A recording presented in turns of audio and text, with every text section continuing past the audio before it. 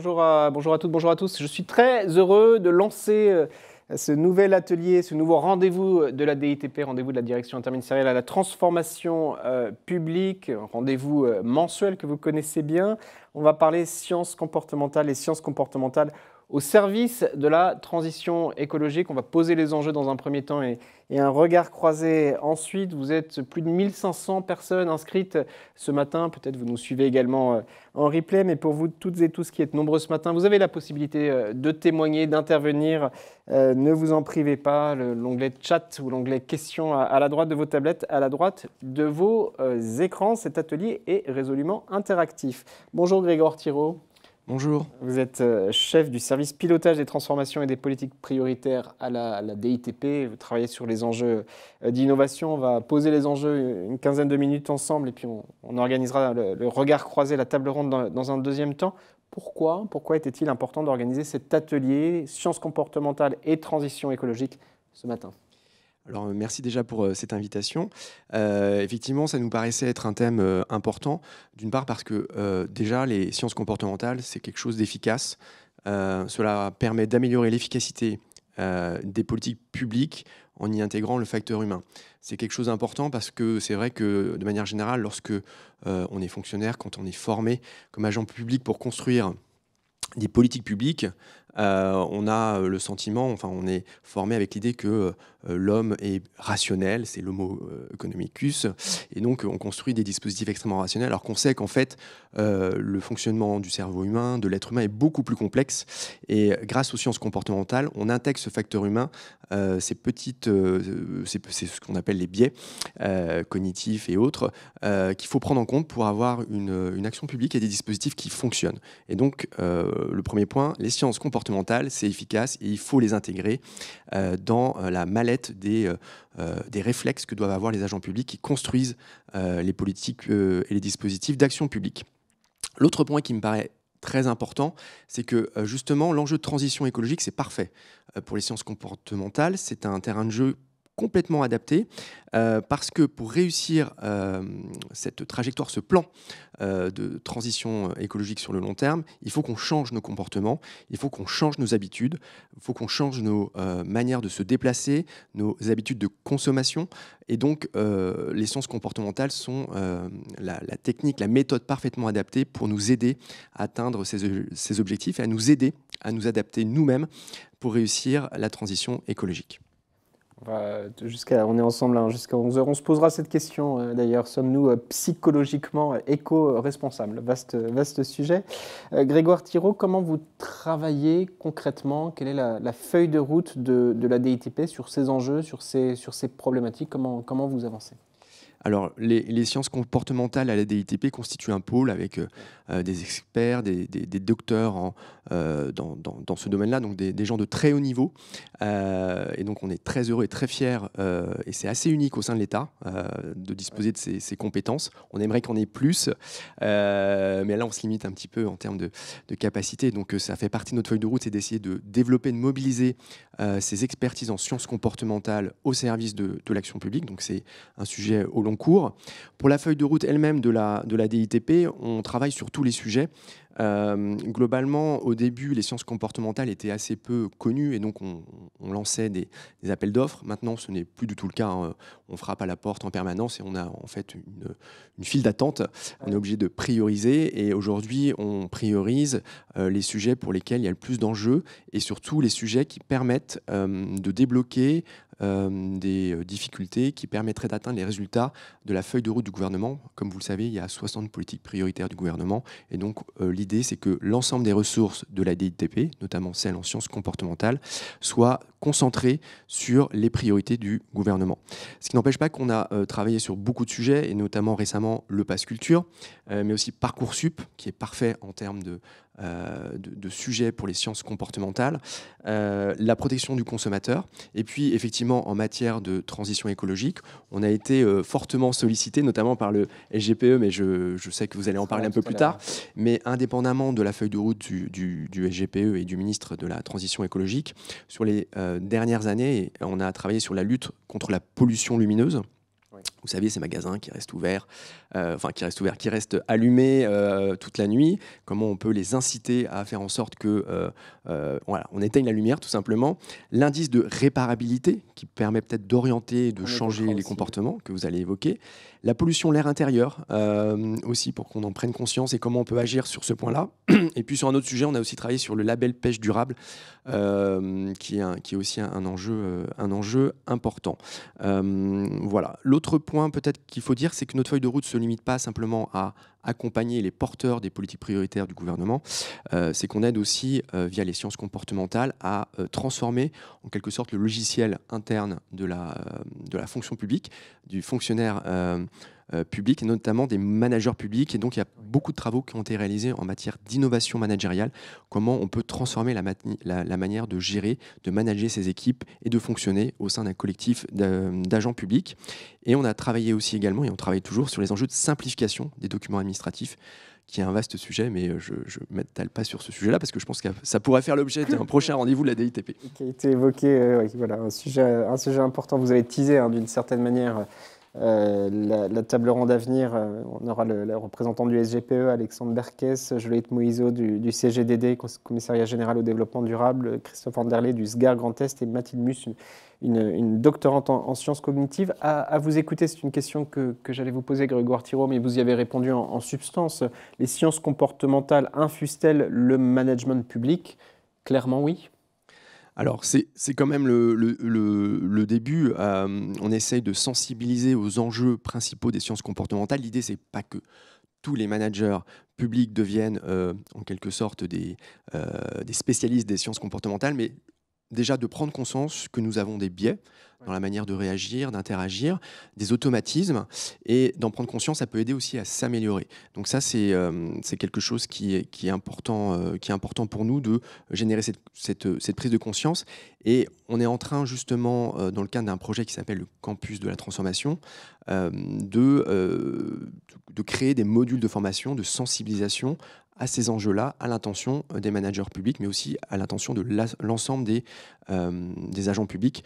Et donc, c'est un projet qui se concrétisera au cours de l'année 2024. Parlera formation sur la table ronde, formation, accompagnement des managers.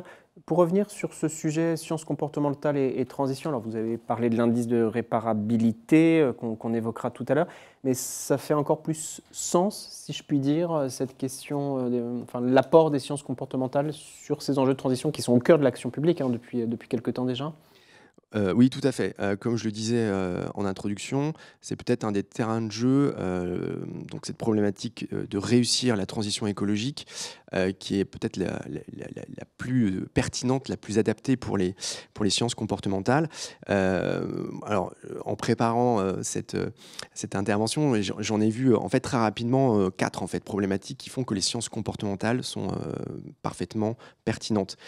C'est vrai que, comme on le sait, les sciences comportementales ont bien démontré qu'on avait déjà, premier point, une préférence pour le temps court par rapport au temps long. Or, on sait que les enjeux de transition écologique, ça implique de réfléchir à 10, 15, 20, 30 ans. Là, on parle d'objectifs à 2030, 2040, 2050.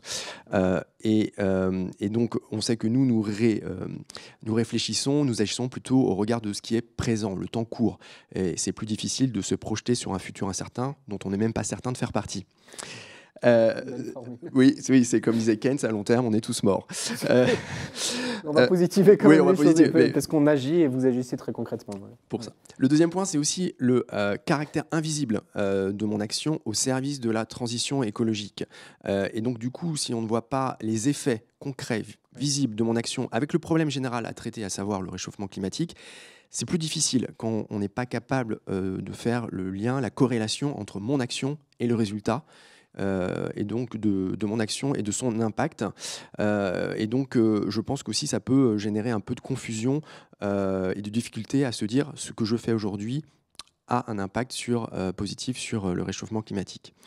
Le troisième sujet, je trouve, qui me semble intéressant du point de vue des sciences comportementales, et c'est lié à ce que je viens d'évoquer, c'est effectivement quelle est l'efficacité, l'utilité de mon action individuelle par rapport à un problème mondial. Qui excède très largement mon échelle. C'est un peu, j'ai envie de dire, le rapport entre l'infiniment petit et l'infiniment grand, entre la volonté de pouvoir changer les choses et le sentiment d'impuissance et d'incapacité à peser, un peu ce syndrome de David par rapport vis-à-vis de Goliath, et peut-être le risque de se dire à quoi bon ce petit geste pour la planète, est-ce qu'il aura vraiment un impact réel sur ce gigantesque problème que l'on doit essayer de régler. Et donc comment démontrer et rendre concret la capacité à peser sur le cours du monde du point de vue de l'individu, de mon point de vue, ici, à Neuilly, acteur public, comment je peux sauver la planète. Mais c'est, je pense, un vrai sujet qu'on se pose de manière plus ou moins consciente, mais qui est là. Et le dernier point aussi qui est important et qu'on doit traiter, c'est l'acceptabilité des efforts qui sont demandés aux citoyens, parce qu'on va nous demander des efforts, mais pour qu'on ait la volonté, le désir de les réaliser, de les mettre en œuvre, il faut qu'on ait le sentiment que tout le monde joue le jeu. Et donc ça demande une vérification et de rendre visible la réciprocité des efforts, voire la proportionnalité des efforts. C'est-à-dire que ceux qui polluent plus devraient faire plus d'efforts. On l'a vu avec cette consultation citoyenne ce week-end à Paris où on voulait tripler, où la maire de Paris a demandé a proposé de tripler le coût du parking pour les propriétaires de SUV. Voilà, on est dans cette idée de proportionnalité.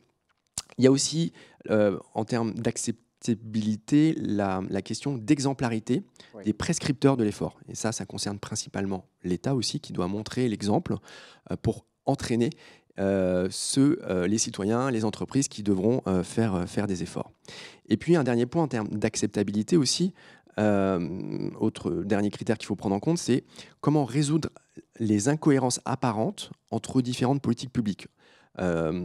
Et concilier des objectifs qui peuvent apparaître comme opposés. Comment on peut demander effectivement de faire du zéro artificialisation nette, et en même temps demander à réindustrialiser. C'est apparemment contradictoire, et donc l'idée c'est aussi de montrer qu'on peut trouver des chemins qui permettent d'intégrer et de réaliser ces deux objectifs, mais il faut le rendre visible, public, et essayer de résoudre ces incohérences qui sinon sapent l'ambition de réussir cette transition écologique, et qui sape aussi la confiance dans la volonté des pouvoirs publics d'arriver au bout si on se donne des objectifs contradictoires. Parce que clairement, sur le ZAN, zéro artificialisation nette, il y a des intérêts divergents entre réindustrialisation, développement et puis préservation de ces terres. Les sciences comportementales doivent aussi contribuer à apaiser le débat, la discussion. C'est aussi un apport? Alors, c'est peut-être... je pense que les sciences comportementales peuvent aider à trouver des solutions, peuvent surtout aider à comprendre les mécanismes. À dépassionner les choses. À dépassionner les choses et à montrer les mécanismes et les contradictions. Ensuite, pour essayer de résoudre ces difficultés, j'utiliserai plutôt des méthodes d'intelligence collective pour mettre les gens autour de la table, de réfléchir et essayer de trouver le chemin qui permet de concilier l'ensemble des objectifs.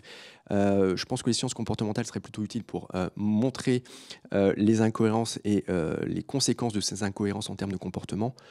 L'intelligence collective permettrait également de les dépasser, avec l'aide aussi des sciences comportementales.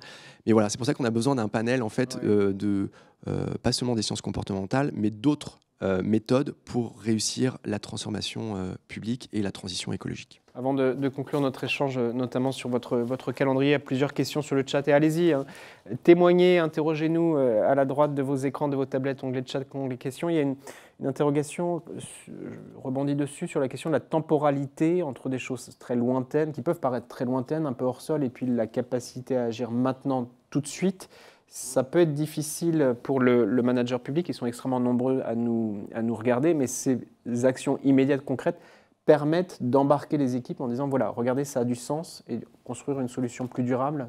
Voilà, il faut des preuves que ça marche. Oui, tout à fait. Alors, vous avez peut-être certainement entendu parler, et je pense que vous allez l'évoquer tout à l'heure, sur la formation des cadres dirigeants de l'État aux enjeux de la transition écologique. Et un des ateliers de formation, c'est par exemple l'atelier d'automne. C'est déjà un atelier qui permet de se rendre compte de quel peut être mon impact, quel est mon impact en termes de participation à l'émission de CO2 pour la planète.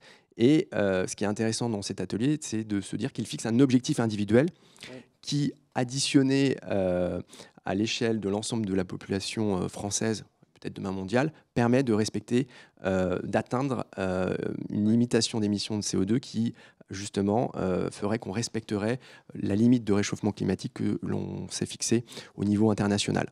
Et ça, je trouve que c'est des choses très intéressantes, toutes ces applications qui permettent aussi de mesurer l'émission de CO2 qu'on réalise année après année. Je trouve que c'est des choses qui donnent un peu de pouvoir, de capacité à avoir ce que l'on pèse par rapport à ces enjeux et se donner un peu de levier pour maîtriser son impact individuel sur ce qui est en train de se passer au niveau du réchauffement climatique. Alors, il y a quelques questions. Une question sur le replay, sera-t-il disponible? Oui, dans la foulée, vous pourrez revoir tous les échanges si vous avez d'autres échéances. Et on me parle d'un atelier Inventons nos vies bas carbone, visiblement, qui se met en place. Donc, pour les managers qui nous regardent, voilà, ils peuvent agir, ils ont la capacité, ils s'inscrivent aussi dans vos démarches. Merci beaucoup, Grégoire Thirault. On va basculer dans la table ronde dans un instant. J'invite les participants à se rapprocher du plateau. Peut-être un mot en conclusion sur votre calendrier, sur les actions à venir, ce que vous allez mettre en place sur les semaines, sur les mois à venir. Alors, en termes d'innovation, effectivement, on a au sein de la DITP les sciences comportementales, tout ce qui est aussi développement des méthodes en matière d'innovation managériale, diffuser les méthodes d'intelligence collective, tout ce qui est design du service public. Et donc, nous, notre feuille de route, au-delà de la transition écologique, c'est de passer à l'échelle et faire en sorte que l'innovation publique, qui était aujourd'hui plutôt dans une perspective de montrer qu'on pouvait innover, de faire la preuve qu'on pouvait innover au sein de l'action publique menée par l'État, devienne quelque part l'incubateur de la transformation publique. Donc on passe à l'échelle, et donc c'est un peu la feuille de route qu'on s'est fixée pour cette année et les prochaines années. Voilà, sur les enjeux de transition écologique, nous on est toujours à disposition, donc on travaille très bien avec le secrétariat général à la planification écologique, le CGEDD, donc on est à disposition pour les accompagner, notamment dans cette année très importante qui est celle de la territorialisation de la planification écologique, voilà, de se partager cet objectif national et de le répartir territoire par territoire en donnant la main au terrain pour définir quel levier il souhaite prioriser et mobiliser pour atteindre le résultat qui lui sera fixé. Et donc voilà, une année passionnante avec plein d'enjeux, et on sera ravis de pouvoir revenir vers vous pour partager la suite de cette feuille de route 2024 et qui va aussi au-delà. Un message que vous passez sur ces enjeux-là, sciences comportementales, sur les enjeux de transition. Et évidemment, il faut jouer groupé. Tout le monde travaille ensemble. Vous citez CGDD, SGPE, à qui on va donner la parole dans un instant, mais les acteurs territoriaux, que ce soit l'État déconcentré qui va aussi intervenir, ou les collectivités territoriales notamment, et puis les acteurs aussi de la science, etc. etc. Voilà, il faut jouer groupé. C'est nécessaire que de le rappeler. Tout à fait. Merci. Merci à vous. Merci Grégoire Thirault, vous êtes chef du service pilotage des transformations et des politiques prioritaires. Merci infiniment d'avoir été avec nous pour lancer ce rendez-vous de la DITP sur les sciences comportementales au service de la transition écologique. Sans transition, comme on dit, je vous propose de basculer vers la table ronde. Voilà, la slide apparaît. Je vous en prie, vous pouvez regagner le public pendant que nos invités s'installent. Donc Stéphane Giraud, responsable du pôle sciences comportementales à la DITP, direction interministérielle de la transformation publique, qui va co-animer avec moi cette séquence. Et mes invités, Mathilde Mus, doctorante en sciences cognitives, département d'études cognitives à l'École normale supérieure, Alexandre Berkès, directeur du programme formation mobilisation au SGPE, dont on parlait à l'instant avec Grégoire Thirault, secrétaire général à la planification écologique, Juliette Moïseau, chef du bureau des produits de la consommation durable au CGDD, et Christophe Anderlet, directeur de la plateforme régionale de l'immobilier de l'État au SGAR Grand Est. Je pense que là, on peut arrêter la slide. Voilà, on est toujours en direct. Vous êtes toujours aussi nombreuses, aussi nombreux à nous suivre. Plus de 1500 personnes inscrites ce matin. Donc allez-y, à la droite de vos écrans, de vos tablettes. Posez vos questions. Et si vous nous suivez en replay, ben voilà, tous ces replays sont accessibles dans la foulée de cet échange. Basculons sur la table ronde de ce rendez-vous de la DITP. On va se poser la question des sciences comportementales. Comment sont-elles mobilisées en faveur de la transition écologique? Quelles sont les potentialités? Quels sont les freins aussi? Comment les contourner? Et puis, sommes-nous ou pas psychologiquement éco-responsables? Vaste sujet. Alors, j'ai présenté vos titres. Je vous présente, vous apparaissez à l'écran. Alexandre Berkès, bonjour. Dans le micro, allez-y, vous êtes avec moi. Donc SGPE, Juliette Moïseau, bonjour. Bonjour. À vos côtés, Mathilde Mus, merci d'être là. Bonjour. Stéphane Giraud, que je vous présentais à l'instant, on va co-animer ensemble. On a conçu, surtout vous d'ailleurs Stéphane, cet atelier. Et puis en distanciel, Christophe Anderlet, vous êtes avec nous? Vous m'entendez, vous me voyez? Bonjour. Voilà. Je vous entends et bonjour à tous. Merci d'être là. Pour lancer cet échange, je me tourne vers vous, Stéphane Giraud. Alors, de quoi parle-t-on? Quelles sont quels sont les enjeux? Est-ce que vous pouvez préciser cette problématique, cette notion de science comportementale adaptée à ces enjeux de transition? Les sciences comportementales déjà, parce qu'on les évoque, mais il faut peut-être à un moment les définir plus concrètement. Je vais être un peu tautologique pour ce faire. Ces sciences comportementales, elles nous invitent à nous intéresser aux déterminants du comportement humain. Alors on peut avoir une acception assez large de ces déterminants. Il y a des déterminants sociaux, économiques, culturels, mais on a une focale particulière dans les sciences comportementales au sens strict, qui est de s'intéresser davantage aux aspects psychologiques, autrement dit, à la manière dont on traite l'information, à la manière dont on prend des décisions, à l'ensemble des mécanismes psychologiques qui nous conduisent justement à adopter des comportements. Ça, c'est quelque chose qui fait l'objet de recherches dans le champ académique, mais qui est aussi quelque chose d'importantissime pour les acteurs publics. Pourquoi? Parce qu'ils ont affaire à des êtres humains réels.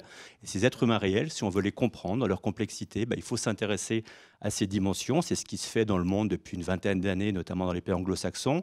C'est un champ qu'on essaie de défricher aussi en France depuis une dizaine d'années et qui consiste principalement donc, à aller intégrer davantage cet être humain réel dans la fabrique des politiques publiques en mettant à disposition des administrations concernées qui mènent des politiques publiques et qui donc touchent à des enjeux comportementaux et qui accessoirement aussi le font avec des êtres humains, avec des agents qui aussi peuvent avoir des comportements. Donc on met à disposition des connaissances sur ces comportements spécifiques. On essaie évidemment à partir de ces connaissances d'aller proposer des solutions, des choses qui sont plus adaptées à la psychologie humaine. Et puis on essaie aussi, ça fait vraiment partie de la démarche, il y a science, dans sciences comportementales, de pousser la méthode scientifique et notamment l'idée d'expérimentation et d'évaluation. Et ça, on le fait dans tout l'ensemble de champs de politique publique, puisqu'il n'y a pas de champ de politique publique qui n'ait pas à gagner à s'intéresser à ces méthodes. Merci beaucoup et vous intervenez en complément pour co-animer avec moi cet échange. Stéphane, merci beaucoup. Tourne vers vous, Alexandre Berkès. Vous travaillez pour le SGPE, Secrétariat Général à la Planification écologique. On en a parlé en ouverture de l'atelier. Rappelez-nous peut-être les missions du SGPE, comment vous intervenez et comment vous appropriez les sciences comportementales pour guider votre action. Alors déjà, c'est une entité qui est assez jeune. Ça a été créé à l'été 2022. C'est placé au niveau interministériel pour justement être cohérent avec la logique même de l'action écologique, notamment pour mobiliser l'ensemble des leviers que vient mentionner Stéphane et qui ne sont pas uniquement dans un ministère en particulier. Quelque chose d'important, c'est que ce qu'on a entendu de la plupart des acteurs, que ce soit les collectivités, les entreprises, les citoyens et nos collègues à l'intérieur de l'État, c'est le besoin d'un cadre. Le besoin d'avoir quelque chose qui trace des chemins, qui fixe des objectifs et des objectifs qui soient crédibles, qui correspondent, qui soient empiriquement validés aussi par le travail des chercheurs, par la science, auxquels on peut se fier et qui va nous aider justement à guider là où on consacre nos compétences, nos volontés, notre énergie. Et donc l'objectif du SGPE, c'est notamment d'avoir créé un plan, à travers une démarche de planification où justement on essayait avec l'ensemble de ces acteurs de définir quel est le chemin qui est nécessaire à suivre pour atteindre les objectifs nationaux et internationaux qu'on a. Parce que ce qu'on a le plus souvent, c'est qu'on est drapé depuis plusieurs années par une espèce de... Oui, c'est ça, un drap de vertu associé à l'action de transition écologique, mais ce n'est pas parce qu'on est bien intentionné et compétent qu'on contribue nécessairement dans une direction qui est la plus efficace et la plus impactante par rapport à nos objectifs qui sont quand même assez ambitieux et assez exigeants. De ce fait-là, l'objectif de la planification, c'est de s'assurer que là où on met nos efforts, c'est la bonne direction. Donc ça, c'est une des contributions principales.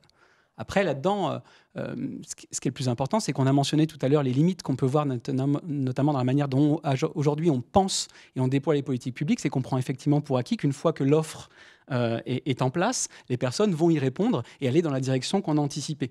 Or, on voit bien que les comportements, les personnes ne réagissent pas comme on l'avait anticipé, et c'est ce que permet notamment de faire les sciences comportementales, mais on les utilise aussi de manière complémentaire, nous, à d'autres méthodologies, comme aussi celle de la co-construction des politiques publiques. C'est de se dire, même si c'était un acteur dont on comprend tous les besoins, etc., il faut avoir co-construit avec lui en fonction de ses besoins, de son contexte au quotidien, savoir qu'est-ce qu'il a envie, où est-ce qu'il a envie de diriger son action, où est-ce que pour lui ça fait sens. Et de ce fait-là, ça nous force aussi de ne pas être juste dans une logique de caractérisation au plus fin de comment fonctionne l'individu pour encore mieux en tant qu'État s'adapter pour lui, mais aussi de le faire avec lui. Parce qu'on sait que ça fait partie aussi de l'enjeu. Donc les sciences comportementales comme levier, mais aussi d'autres méthodologies qu'on utilise de manière complémentaire.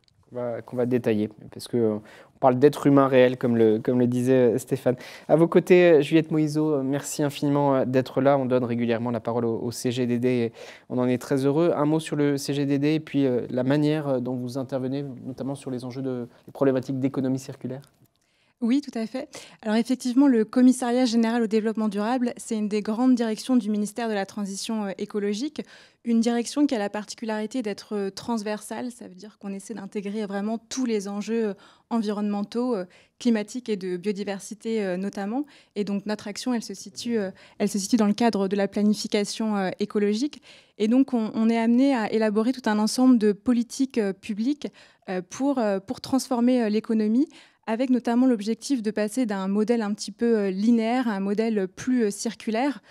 Qu'est-ce qu'on entend par un modèle linéaire? C'est une économie où on vient fabriquer des produits, souvent à l'autre bout du monde, avec un impact environnemental assez fort, puis on les utilise et ensuite on les jette. Donc ça, c'est pas forcément le modèle le plus performant en termes écologiques. Et donc on essaie de transformer ça pour aller vers un modèle plus circulaire, où on fabrique des produits qui ont un moindre impact environnemental.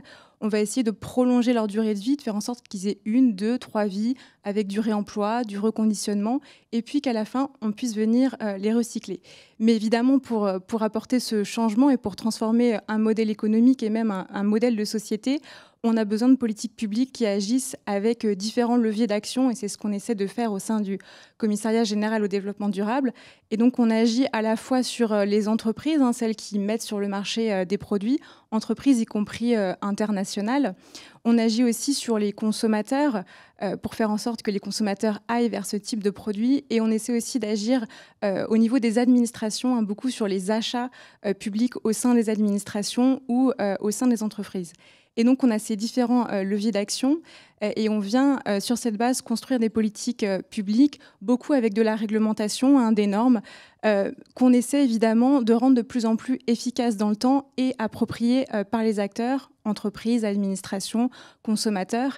Et c'est là où on va arriver sur des questions d'évaluation d'impact, parce qu'évidemment, on ne construit pas une politique publique à un instant T et puis finalement, on la laisse vivre sa vie. On essaie tout le temps d'être dans un dialogue permanent avec les acteurs, de voir ce qui marche pas, de les ajuster et d'aller toujours un cran plus loin dans le temps.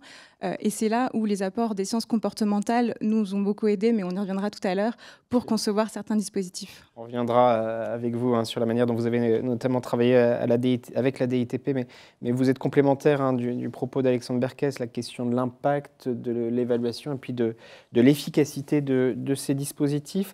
Je vous donne la parole dans un instant, Mathilde Mus, mais à vous la parole. Christophe Anderlé, je le disais, vous êtes directeur de la plateforme régionale de l'immobilier de l'État et de la modernisation OSGAR, secrétariat général aux affaires régionales Grand Est. Il était important pour nous d'avoir les différentes dimensions de l'État, État central, État déconcentré.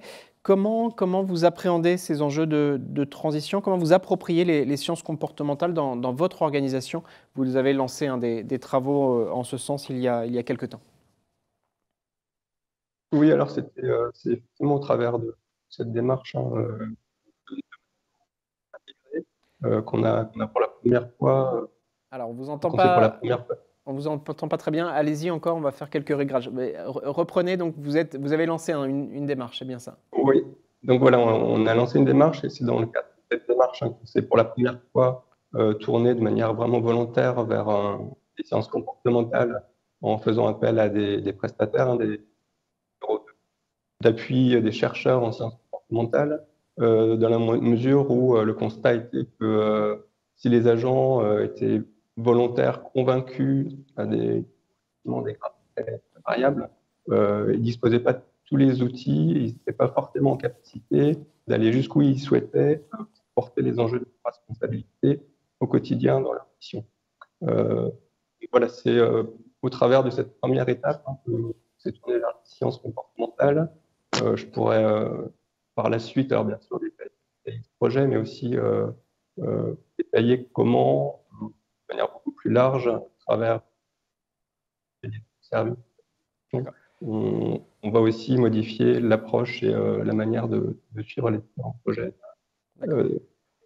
Bon, vous le détaillerez, je vous redonne la parole dans un instant, juste le glisse à la régie, le son n'est pas optimal, le temps qu'on poursuive nos échanges en plateau, peut-être on peut pousser le son, si je puis dire. Mathilde Mus, à vous la conclusion de ces propos liminaires. Je le disais, vous êtes doctorante en sciences cognitives, vous avez travaillé à la DITP. Expliquez-nous, éclairez-nous, comment vous intervenez, comment c'est notamment développé la notion d'acceptabilité, acceptabilité, adhésion par rapport aux politiques environnementales, climatiques, énergétiques, protection de la biodiversité. À vous la parole. Merci beaucoup. Donc oui, voilà, moi je travaille du point de vue de la recherche, donc pas dans une administration publique, bien en recherche scientifique sur ces questions d'acceptabilité sociale des politiques environnementales. Ce qu'il faut savoir, c'est que pendant assez longtemps, l'étude des politiques environnementales s'est concentrée sur des critères d'efficacité plutôt que d'acceptabilité. Je dirais que ça fait à peu près une dizaine d'années que les études sur l'acceptabilité se sont multipliées. De manière intéressante, ça a plutôt commencé avec les pays nordiques et anglo-saxons, et c'est beaucoup plus tardif le développement de ces études en France. Pour répondre à votre deuxième question sur l'adhésion des citoyennes aux politiques environnementales, je ne peux pas vous répondre d'un bloc, parce qu'il y a beaucoup de variabilité.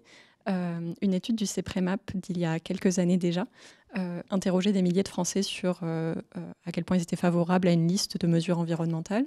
Et pour vous donner quelques exemples, plus de la moitié des participants étaient vraiment favorables à l'instauration de normes plus strictes sur l'isolation des bâtiments. Également, la taxation du kérosène retient pas mal d'attention du public. Des mesures moins favorables, ce serait plutôt l'instauration de péages urbains ou une idée de taxation sur la viande rouge. Là, il y a à peine 10-15% des participants qui sont favorables à ces mesures. Donc voilà, il y a énormément de variations d'acceptabilité entre les différentes mesures environnementales. Et également au sein d'une même mesure environnementale. Donc moi, j'ai mené des travaux sur l'acceptation de la taxe carbone. Et dans mes études sur des milliers de participants français et britanniques, on a des niveaux d'acceptabilité entre 4 et 7 sur 10 selon les caractéristiques de la mesure. Donc on a vraiment une acceptabilité qui varie entre mesures et au sein d'une même mesure. On pourra y revenir par la suite. Donc vraiment, le point sur lequel j'aimerais insister, c'est le fait que la notion d'acceptabilité pour les décideurs publics, il faut vraiment la prendre en compte en amont lors de l'élaboration des politiques environnementales. Et pas seulement ex post, après quand on se rend compte, après implémentation finalement, qu'on se heurte à ce problème de l'acceptabilité et du rejet parfois massif de certaines mesures. J'ai forcément en tête le mouvement des Gilets jaunes en 2018. Donc voilà, pour moi c'est crucial d'insister sur le fait qu'il faut prendre en compte cette notion en amont. Merci beaucoup, je vous voyais réagir. Je prends vos questions dans un instant, elles sont extrêmement nombreuses, mais je vous voyais réagir, Alexandre Berquès, sur le fait de prendre très en amont ces problématiques-là. Comment vous le faites? Et puis plus largement, comment vous travaillez avec d'autres administrations, avec d'autres ministères? Alors effectivement, c'est un grand classique. Au-delà de la dimension de la transition écologique, pour faire des parallèles, pour ne pas penser qu'on est dans un silo, ce qui se passe dans le milieu de la santé, c'est la même chose. On voit par exemple une augmentation extrêmement grande de comment on appelle ça, l'inobservance au traitement pour les maladies chroniques, par exemple, où ce qu'on voit, c'est que les politiques publiques, les professionnels de santé ont dans leurs mains les études scientifiques qui montrent que tel traitement, c'est le meilleur, que telle manière de faire est la meilleure, et pourtant, de l'autre côté, les personnes ne se comportent pas de la manière dont on pensait qu'ils se comporteraient pour leur bien, pour leur santé. Et donc, ça interroge méthodologiquement la même chose d'un domaine à l'autre, et on se pose la même question au SGPE, raison pour laquelle, actuellement, vous voyez la dynamique des COP, c'est-à-dire ce déploiement régionalisé. Convention aidez-moi, régionale d'objectifs. En fait, l'objectif, vous voyez les COP, on a les COP mondiales, vous voyez, on essaye de le faire à l'échelle territoriale pour ne pas prendre tout le monde dans les acronymes. Et l'objectif, c'est juste de dire, on a fait un plan à l'échelle nationale parce qu'on s'est donné des objectifs nationaux et internationaux, mais on a besoin que les acteurs sur les territoires, en fonction de leurs particularités géographiques, des compétences qu'ils ont dans la région, des tensions sociales aussi qu'ils ont dans certaines régions en particulier, puissent atteindre ces objectifs d'une manière qui fait sens et dont ils sont capables d'aller. Donc, on s'entend avec eux pour dire, voici les objectifs globaux. Puis maintenant, quels sont les différents chemins pour y aller? Il y en a plusieurs pour y aller. Et donc, on permet justement, on crée les espaces et on essaye de faciliter le travail de coopération entre les collectivités, les entreprises, les citoyens, les associations et les fonctionnaires pour être justement capables, localement, de trouver des solutions communes qui font sens pour tout le monde, qu'on a le goût, vers lesquels on a envie de se diriger et qu'on est capable de faire avec nos particularités territoriales, mais pour atteindre ces objectifs-là. Donc, pour vous dire, justement, on ne dit pas « voici les solutions à l'échelle nationale, on n'a plus qu'à déployer, débrouillez-vous avec ça ». On est capable de co-construire avec les personnes directement concernées sur les territoires les solutions et les chemins qu'ils ont envie d'emprunter jusqu'à ces objectifs-là en 2030 ou 2050. Mais les sciences comportementales ou les travaux que vous avez pu mener avec la DITP vous aident justement à favoriser ces solutions ou ce cadre d'échange? Non, pour être vraiment transparent là-dessus, je ne pense pas qu'aujourd'hui on ait réussi à l'adopter. Ça se fait de manière relativement implicite parce que la plupart d'entre nous avons déjà beaucoup travaillé au déploiement de politiques publiques et donc aujourd'hui on voit bien que tous les défis qu'on a vus dans les dernières années, notamment les murs qu'on a pu prendre dans ces directions-là, sont notamment dus au fait qu'on n'a pas pris en compte ce type de réflexion et donc la plupart des personnes expérimentées qu'il y a dans l'équipe savent et intègrent eux-mêmes. Alors de là à dire qu'on a mobilisé explicitement le résultat de ce que produit la science comportementale pour l'ajuster, pas à ce niveau-là. Par contre, du point de vue de l'accompagnement au niveau plus citoyen, de créer des environnements de choix dans lesquels chacun peut atteindre les objectifs qu'on se donne pour les citoyens, pour l'État, etc., mais d'une manière réaliste et sans rajouter de la charge mentale, un investissement nécessaire qu'on sait qu'il ne sera pas fait par l'ensemble des citoyens. Là, c'est beaucoup plus direct. Donc, on pourra prendre des exemples tout à l'heure sur le covoiturage, sur la consommation de l'eau, où là, plus directement, les sciences comportementales sont explicitement mobilisées et intégrées. Peut-être on peut les évoquer, justement. C'est éclairant pour celles et ceux qui nous suivent. Stéphane Giraud. En préalable, en complément à ce qui a été dit, pour vous faire un peu de coulisses de ce genre de projet, bien souvent, en fait, les administrations viennent plutôt nous voir dans une situation de difficulté face à quelque chose qui, effectivement, marche plus ou moins bien, avec l'idée qu'il doit y avoir quelque chose, une explication comportementale à ça, à savoir le fait que potentiellement, les gens n'ont pas forcément compris ce qui leur a été proposé. Et le premier niveau de nos interventions, c'est une sorte généralement de décadrage, de recadrage, je ne sais pas quel est le bon préfixe, pour essayer un petit peu de re-questionner le diagnostic de départ et de les inviter, non pas à venir trouver chez nous une solution pour que les gens comprennent mieux, pour que leur comportement soit plus conforme à ce qui était attendu, mais bien davantage, et c'était notamment une partie du propos de Mathilde, pour essayer vraiment d'intégrer la psychologie humaine et de faire des choses qui soient justement plus adaptées par rapport à ce fonctionnement réel des êtres humains. Donc il y a vraiment à peu près systématiquement dans nos projets, au-delà des exercices de mise à disposition de connaissances, au-delà de l'exercice de transformation de ces connaissances en solutions opérationnelles qui passent, comme l'a dit Alexandre, par la co-construction. Clairement, on fait rarement des choses qui ne soient pas adossées à la fois aux parties prenantes administratives, mais aussi aux citoyens, aux usagers et autres, et indépendamment évidemment de la partie évaluation qui était évoquée également, on a vraiment cet exercice de repositionnement un peu de l'apport de ces sciences comportementales, de cette nécessité de prendre en compte le comportement humain, non pas comme une espèce de point d'arrivée final pour essayer de mieux communiquer, de mieux convaincre ou autre, mais vraiment de faire quelque chose qui soit plus adapté. Ça, et quand je dis ça, c'est vraiment avec une idée d'efficacité accrue. Parce que s'il y a un enseignement comportemental majeur, c'est que vous ne pouvez pas mettre les gens sous tension permanente. Vous ne pouvez pas les mettre tout le temps sous des incitations diverses et variées. Il faut faire des choses qui soient les plus confortables et les plus adaptées, j'irais même jusqu'à dire les plus bienveillantes possibles par rapport à notre fonctionnement. Merci beaucoup. Beaucoup de questions. Comment faire en sorte que les politiques publiques soient cohérentes entre elles, avec des objectifs qui sont parfois contradictoires à concilier. On va l'évoquer. Quel apport en la matière, tenir compte des biais de façon implicite, comment on fait. Peut-être un éclairage avec vous, Juliette Moïseau, un cas pratique, si je puis dire, sur l'indice de réparabilité. Est-ce que vous pouvez nous présenter ces enjeux et comment vous embarquez les sciences comportementales sur ce projet ? Tout à fait. Alors sur l'indice de réparabilité, peut-être expliquer aux gens qui nous regardent en quoi ça consiste. Donc j'espère que vous l'avez vu déjà dans les magasins ou en ligne quand vous achetez un téléphone, un ordinateur ou un lave-linge. Donc c'est une note qui figure sur le produit de 1 à 10 et qui permet de caractériser le caractère plus ou moins réparable du produit. Donc ça fonctionne sur le même principe que l'étiquette énergie, que je pense beaucoup de gens connaissent, ou le Nutri-Score, qui là porte plutôt sur la partie nutritionnelle. Donc ça fonctionne sur le même principe, mais on est sur la réparation et le caractère plus ou moins réparable du produit. Qu'est-ce qu'on cherche à faire avec cet indice de réparabilité ? C'est principalement deux choses. C'est évidemment inciter les gens à acheter les produits les plus réparables. Derrière, leur donner aussi l'idée d'aller réparer leur produit une fois qu'il est tombé en panne ou qu'il se casse. Et puis, il y a aussi évidemment ce qu'on cherche à faire du côté fabricant. On cherche à inciter les fabricants à concevoir des produits plus réparables, en espérant qu'ils vont être sensibles à ce signal qu'on donne aux consommateurs et donc qu'ils vont concevoir des produits plus réparables pour avoir des meilleures notes à afficher sur leurs produits. Donc ça, c'est le but de l'indice de réparabilité. Donc à l'origine, c'est une disposition inscrite dans une loi de 2020 sur l'économie circulaire, et qu'on est venu mettre en place. Donc une fois que c'est inscrit dans la loi, alors on ne s'est pas contenté en administration centrale de concevoir l'indice tout seul et puis de dire aux entreprises, voilà, on a conçu l'indice, Et puis c'est il n'y a comme plus ça. qu'à l'appliquer. Ouais. En fait, on a travaillé pendant plusieurs années avec un certain nombre de groupes de travail qui associaient l'Agence de la transition écologique, donc l'ADEME, mais aussi des fabricants internationaux, donc de téléphones, de lave-linge, d'aspirateurs, de tondeuses, des associations de consommateurs, des associations environnementales, des réparateurs, des experts, des reconditionneurs, enfin voilà, beaucoup de gens qui n'avaient pas forcément le même point de vue sur la question, mais qu'on a mis ensemble autour de la table pendant plus de 2 ans pour concevoir cet indice de réparabilité. Et en amont, c'est-à-dire avant même qu'on prenne un texte qui venait encadrer la méthodologie, on a fait appel aussi à la DITP pour nous aider à concevoir aussi le visuel de cet indice et à tester des choses déjà en magasin, c'est-à-dire dans des conditions réelles pour voir l'impact que ça pouvait avoir sur le consommateur.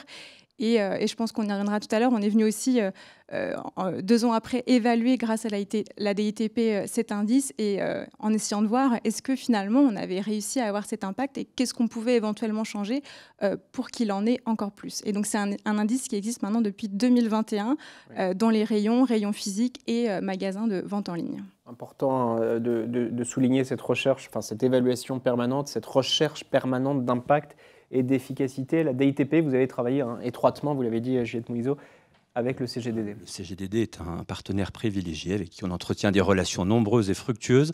Et ce projet, dans le lot, a une saveur particulière pour nous. Il est d'une certaine manière assez exemplaire. On peut toujours faire mieux à bien des égards, mais il présente plusieurs caractéristiques qui témoignent, on va dire, du champ des possibles ouvert par les sciences comportementales. On a sur ce projet, j'évoquais tout à l'heure l'exercice de recadrage qu'on est amené à faire régulièrement. On a été sollicité là très en amont, c'est-à-dire pas sur un correctif de quelque chose qui dysfonctionnait, mais plutôt vraiment sur la matrice, la fabrique vraiment de ce dispositif, ce qui nous a permis de contribuer aussi bien par des connaissances, comme je l'évoquais, par ces exercices qu'évoquait Juliette de tests de terrain, qui mobilisaient également des expertises en design. L'exercice de co-construction, il était là aussi, mais il était là même avant nous, puisque cet exercice mobilisait des associations, des parties prenantes industrielles, enfin différents acteurs. Et donc on a vraiment eu la chance sur ce projet de pouvoir mobiliser toute la gamme de nos expertises, du diagnostic jusqu'à l'évaluation finale. Et le bonus, vraiment, c'est cette idée qu'évoquait Juliette, de rendez-vous ultérieur, c'est-à-dire qu'on est revenu plus tard vérifier de l'efficacité du dispositif. Passer le premier exercice qui nous avait déjà conduit à tester les visuels qu'évoquait Juliette sur près de 150 000 personnes, quelque chose d'assez robuste. On met en place, je ne vais pas être trop technique, mais des essais randomisés contrôlés qui permettent vraiment de mettre des liens de cause à effet entre ce qui marche et ce qui ne marche pas. On a pu refaire cet exercice plus tard pour vérifier un peu dans un délai plus long que les choses continuaient à fonctionner avec des constats qui montraient ce qui pouvait être amélioré du côté des consommateurs, des constats qui invitaient à considérer que ça marchait aussi du côté de l'offre. Et ça, c'est quelque chose qui fait sens. J'évoquais tout à l'heure la nécessité de ne pas faire porter le poids de ne pas être forcément en mode d'incitation sur les individus. Là, on voit aussi avec ce dispositif qu'on a quelque chose qui structure un peu l'offre. Et c'est aussi une forme d'enseignement comportemental et psychologique très important. Merci beaucoup Stéphane. Il y a nombreuses questions. Promis, je les relaye dans un instant, mais j'en prends une déjà. Michel Bernard, merci de votre question. Auriez-vous un exemple inspirant sur le terrain d'une administration territoriale ? Oui, on a un exemple qui marche, Christophe Anderley, sur ce que vous avez mis en place, sur l'appropriation des sciences comportementales dans votre organisation. Donc vous nous aviez expliqué avoir lancé des démarches justement sur cette question de l'avancée, quelle plus-value, où en êtes-vous aujourd'hui ? C'est un projet qui est coporté par le SGAR Grand Est, mais également le SGAR Bourgogne-Franche-Comté et le SGAMI Est. On est peut-être plus intelligent sur ces questions et sur ces enjeux à trois, également pour chercher peut-être des économies d'échelle. Donc c'est un projet assez conséquent. Où on en est, on est actuellement à mi-parcours avec un important travail de diagnostic et d'état des lieux. Et c'est un peu le cœur et le matériau de base des sciences comportementales pour être certain qu'ensuite les décisions et les outils opérationnels seront bien en lien avec les attentes, les besoins exprimés par les agents. Donc un important travail de diagnostic. Et là, les bureaux d'études nous ont grandement aidés dans leur maîtrise de l'ensemble de la chaîne, comment construire un questionnaire, comment poser les bonnes questions pour avoir les bonnes réponses.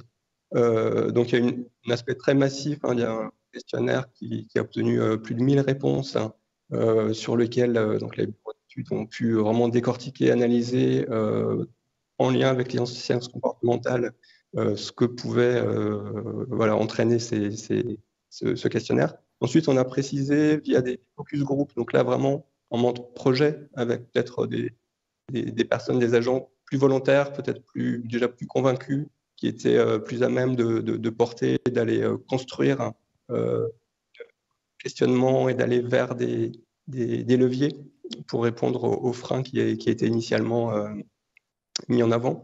Voilà, donc là on est à mi-parcours, donc on a sur ce matériau de base, on a un cahier de recommandations qui s'adresse plutôt aux décideurs, à l'encadrement, pour créer un contexte capacitant, mettre en les conditions nécessaires que ensuite tous les agents puissent intégrer de manière plus opérationnelle et quasi sous forme de réflexe l'éco-responsabilité dans leurs actions. On a également un cahier des charges très détaillé pour chacune des actions, chacun des outils, pour ensuite, et là c'est la seconde phase qu'on n'a pas encore initiée, pour concevoir ces outils à proprement parler. Donc là, les sciences comportementales entrent un petit peu en recul, hein, mais l'enjeu, c'est bien de garder un fil rouge, d'avoir une continuité entre cette phase de diagnostic, des besoins, de l'expression vraiment de chaque agent, chaque individu, le collectif, et d'être sûr que les attendus se retrouvent, in fine, dans les outils opérationnels orientés essentiellement vers les services supports des préfectures de rue. Merci beaucoup. Vous avez évoqué justement les méthodes, comment vous avez avancé. Je vous donne la parole dans un instant, Mathilde Mus, sur les leviers internes aux organisations à mobiliser. Stéphane Giraud, la DITP a travaillé avec le SGAR Grand Est. La DITP a appuyé avec bienveillance la démarche. On n'est pas sur un travail où on a été directement impliqué. On a favorisé, on va dire, le rapprochement entre l'administration, les administrations concernées et les experts. C'est d'ailleurs un sujet, je rebondis sur ce point-là, hein, clairement il y a un sujet de mobilisation d'expertise qui fait partie vraiment de nos sujets quotidiens, de voir comment mettre à disposition ce genre de ressources, ce genre de connaissances, ce genre d'expertise technique à disposition des administrations. On est sur un champ où il n'y a pas forcément, on va dire, un fort niveau d'internalisation dans l'État, donc ça fait partie des enjeux. Et autre élément en rebond à ce qui a été évoqué, oui, on évoquait précédemment des politiques publiques, évidemment qu'on a il y a on va dire ce champ d'intervention qui a évidemment à gagner à mobiliser les sciences comportementales, que ce soit dans le cadre de projets globaux comme ceux menés avec le CGD, que ce soit dans le cadre plutôt de mise à disposition de connaissances, c'est ce qu'on a pu faire pour le SGPE notamment, mais il y a aussi vraiment, oui, ce volet interne, ce volet d'encapacitation qui anime également les travaux du SGPE, comment mettre à disposition des agents publics des outils qui permettent de faire progresser en interne l'agenda d'éco-responsabilité, et c'est vraiment ça qui a été au cœur des travaux du SGAR Grand Est et de ses partenaires, avec l'idée évidemment, encore une fois, de mettre à disposition des connaissances, mais aussi de voir comment ces choses-là peuvent être le plus facilement opérationnalisées pour, comme ça a été dit, mettre derrière des formes de réflexes et non pas forcément des outils qui soient un peu hors sol, parce que c'est un des sujets pour promouvoir l'éco-responsabilité dans les pratiques des agents, dans les pratiques des administrations. Il faut que ce soit quelque chose qui intervienne quasiment par défaut, en fait. Oui. Je vous donne la parole, Mathilde Mus, mais Alexandre, vous vouliez dans le micro. C'était pour réagir directement à ce que venait de dire Stéphane, parce que je pense que l'illustration, elle est assez concrète. C'est que premièrement, ce qu'il vient de mentionner, c'est qu'au-delà des outils, on a toujours l'impression que quand on a un problème, ce qu'on veut, c'est que la personne qui est à l'extérieur, qui va agir comme tiers ou prestataire, elle nous amène des outils. Or, les sciences comportementales, la première chose qu'elles donnent, c'est des clés de compréhension. Oui. Elles nous aident à rentrer plus dans le détail. De ce fait-là, juste déjà, si le premier impact qu'on peut avoir, c'est au-delà de maîtriser l'ensemble des outils de sciences comportementales, ça serait que tout acteur public, par défaut, prenne pour acquis qu'il faut se mettre dans une perspective pragmatique, c'est-à-dire au sens vraiment philosophique du terme, qui est de dire l'ensemble des problèmes auxquels on fait face sont des projets d'une complexité telle que l'entendement humain n'est pas capable d'en saisir l'entièreté. Et donc, on ne peut pas résoudre l'équation, peu importe notre degré d'intelligence. Ça prend, il n'y a que le réel et l'expérimentation qui peut nous amener, au fur et à mesure, et par cycle d'itération respective, être capable d'aller vers ce qui va fonctionner le mieux. Donc, on a besoin déjà d'être dans ces logiques où, des fois, on a tendance à se dire je fais ma bonne copie, elle est propre, j'ai fait ma revue de littérature, j'ai fait ce qu'il faut, etc. Il n'y a plus qu'à. Je peux créer ma politique publique, on la déploie. Le cadre est là et ça va Le cadre est là, fonctionner. et ensuite, il n'y a plus qu'à travailler à l'acceptabilité, la manière dont la personne va s'approprier la chose. Donc déjà, si au moins, déjà, de manière générale, on développe ce réflexe, c'est déjà extrêmement simple, parce que ça crée la condition dans laquelle on peut mobiliser après des experts et des gens qui ont des compétences concrètes. Dans le cas de la DITP, si on prend par exemple un des axes, un des comportements les plus difficiles à faire changer, je vais prendre par exemple les citoyens, qui est le covoiturage, et on sait pourtant que ça a un impact intéressant en termes de réduction des gaz à effet de serre, c'est le travail qu'on a fait donc avec la DITP, qui nous a produit notamment sur le covoiturage, mais sur 6 autres sujets, une fiche nous disant voici aujourd'hui, du point de vue psychologique, ce qui constitue une barrière concrète à la majorité des citoyens dans ces cas-là. Alors, premièrement, la voiture, elle est associée à une idée de liberté, au désir même de liberté. Je peux partir quand je veux, je peux prendre ma voiture pour me déplacer à l'endroit où je veux. Et donc, tant qu'on ne donne pas un substitut à ça et que c'est qu'une contrainte par rapport à ça et qu'on ne vient pas comprendre qu'il y a un besoin de liberté, un désir de liberté que les gens ne font peut-être pas l'expérience dans le reste des sphères de leur vie, la voiture reste l'outil privilégié pour le faire. Encore une fois, la voiture constitue un espace d'intimité. Donc c'est quelque chose en fait qui m'est personnel, dans lequel je vais pouvoir mettre ma musique, ça m'appartient. Et c'est peut-être un des seuls espaces intimes qui me reste dans la journée. Parce que le reste du temps, je suis dans les transports en commun, je suis avec mes collègues dans les réunions, etc.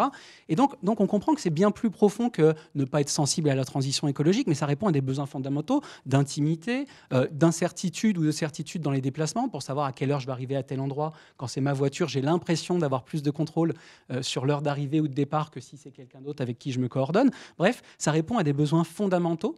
Et de ce fait-là, on sait qu'avec une politique publique qui serait centrée uniquement sur informer les personnes, leur montrer que ça impacte, on sait très bien qu'en tout cas, on ne donnerait pas un substitut suffisamment désirable et qui génère des affects positifs aussi pour les rendre moteurs dans cette direction-là. Donc au moins, ça nous évite, on gagne du temps. On évite de produire des politiques publiques dont on sait que l'impact ne sera pas optimal, alors que là, on ira vers des choses beaucoup plus fondamentales et qui permettront d'augmenter l'impact de l'allocation des fonds publics qu'on aura mis là-dedans. Une approche large. Et je retiens aussi de vos différentes interventions le côté pragmatique, réel. Tout ça, c'est pas de la théorie, c'est pas que de la théorie, c'est pas hors sol, c'est opérationnel, c'est pragmatique, c'est concret. Beaucoup de questions, Mathilde Mus, dans le chat sur justement concret, opérationnel. Comment on fait, quel levier mobiliser, quel levier interne aux organisations mobiliser. Une personne qui nous dit comment mieux co-construire ou associer avec les usagers une politique publique. Enfin, comment faire concrètement? Quels sont les leviers que vous avez identifiés pour que les organisations puissent se mobiliser en interne? Ce sont des très bonnes questions. Donc voilà, l'idée, c'est vraiment d'essayer de trouver des dispositifs qui permettent de faire émerger finalement ces préférences citoyennes quand on est en train d'élaborer des politiques environnementales. Je pense d'abord à des dispositifs de type, par exemple, budget participatif ou convention citoyenne. Les conventions citoyennes, ça n'a pas besoin d'être fait à l'échelle nationale. Ça peut être des mini-conventions citoyennes au niveau des villes ou de villages. Donc voilà, c'est un premier outil intéressant pour lesquels les citoyens une demande en fait assez forte, que ce soit les conventions citoyennes ou les budgets participatifs. Il y a quand même pas mal de volontariat pour ces initiatives. Le terme co-construction a été utilisé à de nombreuses reprises. Je pense que c'est vraiment essentiel d'avoir tout le monde autour de la table quand on est en train d'élaborer une politique publique. On associe toutes les parties prenantes. Toutes les parties prenantes, voilà, des citoyens, des personnes spécifiquement concernées par la politique en question, des scientifiques qui permettent justement de faire une synthèse des travaux existants, de donner des idées de méthodologie. Donc je pense que c'est vraiment primordial. Également, d'autres méthodes plutôt importées de la littérature scientifique seraient de réaliser des sondages ou des entretiens avec justement les parties prenantes pour faire émerger ces préférences. Et justement juste une question. Les sondages, ça peut être quanti et les entretiens plus quali. Exactement. Ça peut être des méthodes quantitatives ou qualitatives au choix selon ce qui est le plus pertinent. Il pourrait y avoir justement une personne en interne qui soit responsable de ces mesures d'acceptabilité et qui choisisse parmi ces outils ce qui paraît le plus pertinent dans chaque cas. Et sur l'aspect des clés de compréhension qu'apportent les sciences comportementales qui a été évoqué, j'aimerais peut-être donner des idées de facteurs dont la littérature fait état sur ces sujets d'acceptabilité qui me semblent vraiment importants dans plusieurs types de politiques environnementales. Il y a tout d'abord les critères de justice perçus. Donc ça, c'est vraiment cette idée de la justice sociale dont on a beaucoup entendu parler dans les médias, mais vraiment cette perception subjective du caractère juste ou injuste des mesures, c'est quelque chose qui conditionne énormément l'acceptabilité et qui, il y a intérêt à faire ressortir ces perceptions de justice en amont. Je pense. Donc ça peut être des jugements d'égalité, des jugements d'équité sur les différentes mesures. Un contexte très important qui n'est pas toujours pris en compte, c'est les jugements de confiance envers les décideurs publics. En France, on sait qu'on a des jugements de confiance potentiellement plus bas que dans d'autres pays européens. Donc, on ne peut pas juste copier-coller quelque chose qui est fait à l'étranger parce qu'on a un contexte de méfiance qui est assez important. Et voilà, à la fois une méfiance sur les intentions des décideurs publics, mais aussi sur leurs compétences selon certaines politiques environnementales. Donc ça, c'est très important. Et dernier point qu'on ne prend pas toujours en compte également, c'est le paramétrage de la mesure. On peut penser que les paramètres spécifiques d'une mesure environnementale, c'est secondaire. Mais en fait, pour une taxe carbone, vous devez fixer un taux, une assiette, comment vous utilisez les revenus. Et ça, c'est vraiment des critères qui conditionnent énormément l'acceptabilité des politiques environnementales. Ce n'est pas du tout secondaire. Donc voilà, c'est des choses que la littérature scientifique permet de mettre en lumière. Je vois passer une question, peut-être en prolongement de Laurence Coyon, que je salue, Mathilde Muse. Comment concilier le besoin d'injonction, de normes et la nécessité de prendre en considération l'acceptabilité? Ça fait partie des choses. Il y a les normes et puis qui peuvent être un frein à l'acceptabilité. Il y a les normes, il y a ce que font les autres personnes. Par exemple, si beaucoup de personnes autour de vous ne sont pas végétariennes, c'est très dur de devenir végétarien dans un groupe social qui ne l'est pas, par exemple. Ouais. Donc ça peut freiner l'adoption de certains comportements. Après, ces normes, elles évoluent. On voit justement que dans les comportements pro-environnementaux, l'évolution des normes est très rapide pour beaucoup de sujets, donc ça va aller plutôt dans le bon sens en termes d'acceptabilité. Voilà, c'est des objectifs qui certes peuvent rentrer en conflit, mais qui pour moi ne sont pas impossibles à concilier. À condition de créer le cadre qu'on évoque depuis tout à l'heure. Juliette, vous vouliez Stéphane Giraud. Juste non seulement, c'est même qu'il faut arriver à gérer ça, parce que sinon vous créez des espèces de dissonances cognitives, vous créez des formes vous mettez en place des injonctions qui effectivement sont contradictoires. Il n'y a pas pire en termes d'inconfort. Ce qu'évoquait Mathilde, notamment sur cette problématique de justice, d'équité, ce besoin de symétrie d'effort qui vaut dans bien des domaines, il est particulièrement prégnant sur ces considérations environnementales. On dit souvent que chaque geste compte. Oui, c'est vrai, mais de fait, tous les gestes ne comptent pas de la même manière. Matériellement, déjà, c'est différencié. On ne peut pas faire porter à chaque individu le même poids de responsabilité en termes de transition écologique qu'au niveau d'organisation, d'administration, d'entreprise et autres. Donc, il faut prendre en compte cette dimension de symétrie d'effort, faire des choses qui soient peut-être pas égalitaires, mais en tout cas plus équitables. Ça, c'est vraiment un premier élément qui doit justement un peu imprégner tout ça. Il y a un deuxième niveau qui a un peu été évoqué aussi, c'est la question de l'impact perçu. C'est fondamental en matière globalement de comportement, de changement comportemental et singulièrement dans le champ de la transition écologique. Les enjeux de transition écologique, ils nous renvoient potentiellement à des enjeux très macro, à des choses assez lointaines dans le temps, dans l'espace. Et il y a plein de bonnes raisons, certes, d'être à peu près convaincu sur le principe, mais de ne pas passer à l'acte parce qu'il y a plein de choses parasitaires qui peuvent survenir. Donc il faut vraiment avoir ce double. Dans cette gestion de ces injonctions contradictoires, il faut avoir ça en tête, cette idée de symétrie des efforts, cette idée d'impact perçu. Et puis aussi un autre point qu'on n'a pas trop évoqué, le fait que le changement de comportement, si c'est ça dont il s'agit en matière de transition écologique, il y a une notion de passage à l'acte, mais il y a surtout l'inscription dans la durée. Et ça, c'est plus dur encore. C'est plus dur encore d'intégrer cette dimension. Je ne dis pas que je peux le faire facilement, mais vous trouvez des manières de passer de la prise de conscience à l'action. Mais c'est comme les résolutions de début d'année. Je veux dire, passer la mi-janvier, c'est fini. Et ben, il y a ce sujet, parce qu'encore une fois, on est sursollicité, parce qu'on a plein de bonnes raisons de penser à autre chose, d'où la nécessité vraiment, non pas de chercher, entre autres dans ces sciences comportementales, des incitations individuelles, sauf cas particuliers, sauf urgence spécifique, mais vraiment de chercher des espèces de réponses systémiques qui passent à la fois par la pédagogie, mais aussi par ce que j'appelais des options par défaut, des choses où le système, qui soit physique, qui soit réglementaire et autres, prennent un peu le relais quand l'attention est sursollicitée, ou, pour évoquer une autre notion très tendance en ce moment, de simplifier le plus possible la vie des gens, que faire en sorte que ces actes environnementaux ils soient les plus faciles à faire, non seulement parce que, je suis encore tautologique, c'est plus facile à faire, mais c'est aussi plein d'occasions de gratifier les gens. C'est-à-dire, si vous avez cette possibilité de faire des choses plus efficacement, plus simplement, c'est plus motivant, c'est plus gratifiant et ça permet de motiver un petit peu plus spontanément. Pardon. Simplification. Stéphane Giraud, des sciences comportementales de la DITP, il y a beaucoup de questions et on ne pourra pas toutes les relayer, donc peut-être on s'engage à répondre aux gens. Je serai encore après cette table ronde le cas Voilà, échéant. c'était le sens de mon message. On reviendra vers vous de manière individuelle pour répondre à vos nombreuses questions, que je vais relayer certaines. Juliette Moïseau, juste en prolongement des leviers d'action, des méthodes d'action pour celles et ceux qui nous regardent, les managers qui sont en attente aussi de clés opérationnelles. Vous évoquez l'indice de réparabilité. En termes de méthode, Qu'est-ce que vous avez déployé? Comment vous avez avancé? Parce que c'est inspirant pour celles et ceux qui nous regardent. Oui, tout à fait. Alors, comme je le disais, il y a eu cette première période un peu de construction de l'indice qui a pris plusieurs années, nombreux groupes de travail. Et ensuite, il a été mis en place, c'est-à-dire que les entreprises ont eu des obligations à partir de 2021. Et donc, on a fait appel de nouveau à la DITP 2 ans après la mise en place pour un peu évaluer, voir où on en était et voir ce qu'on pouvait changer. Et donc, sur l'évaluation, ce qui a été fait, c'est notamment le fait de s'appuyer sur des données réelles de vente pour voir si, de fait, les consommateurs achetaient ou pas des produits plus réparables, avec un indice de réparabilité plus élevé, et voir si les entreprises mettaient à disposition des produits également plus réparables. Alors, en amont, on avait aussi réalisé des sondages, et puis on avait aussi fait des entretiens plus qualitatifs. Donc, c'était intéressant, mais c'est vrai que les sondages, pour nous, ça avait quelques limites, parce que sur ces sujets-là, notamment de réparation et d'économie circulaire, souvent, les résultats sont très bons. Les gens ont tendance à déclarer que oui, ils vont acheter des produits plus réparables. Les bonnes résolutions de début d'année. Voilà, c'est un peu ça. Donc, c'est vrai qu'en termes de sondage, c'est intéressant, mais on s'est vite dit, bon, voilà, on a des scores très élevé, tout le monde est très content, mais concrètement, est-ce que dans les données de vente, on retrouve ça?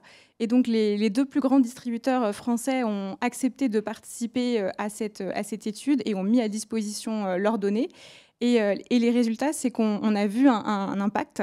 Donc ça, on en était très contents, voire un peu soulagés. On s'est dit, en fait, la réalité montre qu'on ne s'est pas trompé. Il y avait un impact plus significatif sur la vente en ligne. Ça, c'était intéressant pour nous. On s'est rendu compte que le consommateur paraissait plus sensible à cet indice dans la vente en ligne, et particulièrement aux étapes de choix entre différents produits. Donc, pas forcément quand il choisit initialement son produit, mais une fois que vous savez que vous avez le petit comparateur, vous avez les 3 téléphones ou les 3 tondeuses, là, le fait qu'on voit l'information, c'était particulièrement impactant. Et par exemple, nous, ça peut nous donner des idées pour, dans le dispositif réglementaire, venir ajouter une petite obligation qui fait que dans les comparateurs en ligne, on puisse avoir cet indice. Ce que nous a montré aussi toute l'évaluation qui a été menée, c'est beaucoup aussi les questions de confiance. Donc, c'est vrai que les critères évoqués, confiance, paramétrage, m'ont beaucoup parlé. Parce que, comme je le disais, c'est un indice obligatoire de par la loi qui a été construit sous l'égide des pouvoirs publics. Mais je pense que vous le voyez quand vous achetez n'importe quel produit aujourd'hui, un jean, des cosmétiques, des meubles, il y a plein d'informations. En fait, dans notre jargon, on appelle ça des allégations environnementales, c'est-à-dire c'est l'entreprise qui choisit de mettre des allégations. Ce produit contient X% de matière recyclée. Voilà, plein d'informations sont données. Il y a des labels, des petits logos. Enfin, vraiment, parfois, il y a beaucoup de choses sur le produit. Et tout ça, c'est l'entreprise qui choisit de donner cette information. Et donc notre indice, qui est lui un indice public, et finalement, comment il allait se placer parmi toute cette jungle d'informations. Et on s'est rendu compte que, c'est ce qui ressortait des études, le consommateur, il avait quand même un vrai enjeu de confiance. Et pour nous, c'est extrêmement important parce que si il est amené à avoir un acte d'achat qui correspond finalement à ce qu'on attend de lui, mais qu'il le fait en fonction de mentions un peu trompeuses ou de choses qui sont du greenwashing, il y a ensuite une déception et ça met à mal tout ce qu'on essaie de construire. Et donc, on a beaucoup réfléchi aussi sur le visuel de l'indice, comment faire en sorte que ce soit clair, compréhensible. On a posé, par exemple, la Marianne sur l'indice pour montrer, voilà, c'est un indice élaboré par les pouvoirs publics. On essaie aussi de communiquer dessus. Je ne l'ai pas dit tout à l'heure, mais évidemment, il y a des contrôles qui sont effectués sur cet indice par les services de l'État, donc les services de la CCRF, donc consommation, concurrence et répression des fraudes. Et tout ça, ça fait partie d'un dispositif. Je pense que c'est important aussi de rappeler que même si à travers cet indice, forcément, on a une entrée un peu consommateur, on en a beaucoup parlé. On travaille sur beaucoup de leviers d'action. Donc, l'idée, c'est pas de dire toute la charge pèse sur le consommateur, c'est à lui de faire le bon choix. Et donc, la transition écologique, elle dépend que de choix individuels. Au contraire, on essaie vraiment de construire des obligations aussi sur les entreprises, que ce qu'on fasse sur les consommateurs soit cohérent. Je mentionnais tout à l'heure que les administrations aussi fassent des choix d'achat cohérents. Elles ont aussi des obligations de prendre en compte, par exemple, l'indice de réparabilité dans leurs achats. Et plus globalement, il y a beaucoup de politiques publiques, notamment autour de la réparation. Il y a aussi la mise en place d'un bonus réparation qui vise à diminuer le coût de la réparation. Enfin, voilà, plein de politiques publiques qui se complètent et qui se répondent sans que le consommateur soit la clé de tout. Mais évidemment, ça reste l'une des clés. Merci beaucoup. C'est aussi un des messages sur ces enjeux-là. Il faut résolument dépasser les silos. Une quinzaine de minutes d'échange, on se dirige vers la fin. C'est assez frustrant. Il y a une personne, Stéphane Giraud, qui nous demande, quand on répondra à toutes les questions, de leur répondre publiquement, parce que toutes les questions, visiblement, les réponses sont... Bref, on reviendra vers vous, c'est sûr. Avant de relayer d'autres questions, je me tourne vers vous, Christophe Anderlé, en distanciel. Sur les outils, les méthodes que vous avez mis en place, en quoi, pareillement, pour celles et ceux qui nous regardent, ce que vous mettez en place est mobilisable pour les décideurs, pour les managers publics qui nous regardent, qui nous suivent? Alors, pour te dire, c'est vrai qu'on a pu bénéficier de quasiment un peu d'une Rolls, ou un peu d'une Bugatti pour rester dans un circuit court régional.